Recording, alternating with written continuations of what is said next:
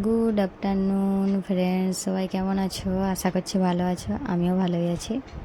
তো আজকে দেখো মাটন আর দই বুন্দি বানিয়েছিলাম, তারই একটু রেসিপি তোমাদের সাথে শেয়ার করলাম।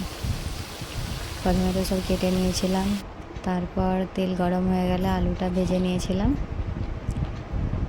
তারপর তেলেতে তেজপাতা, শুকনো লঙ্কা, জিরা আর গোটা গরম মশলা দিয়ে একটু হালকা হালকা ফ্রাই করে পেঁয়াজটা দিয়ে দিয়েছিলাম।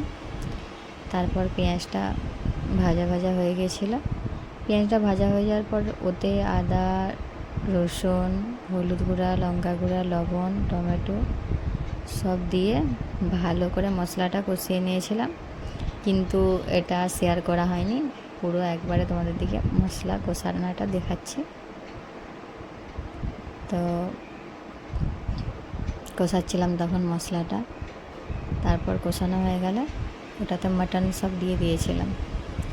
তারপর মটনটা দিয়ে ওটা ভালো করে কষিয়ে নিয়েছি। কষানোর পর তারপর প্রেসার কুকারে দিয়ে দিয়েছিলাম। ওটা শেয়ার করা মানে ভিডিও করা হয়নি।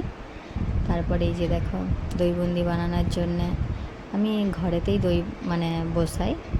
দেখো এটা নিজের হাতে বানানো। তারপরে এই যে বুন্দি,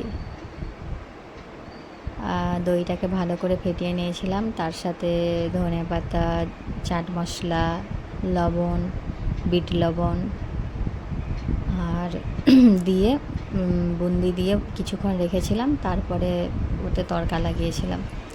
লাস্টে final look. Tata, bye bye.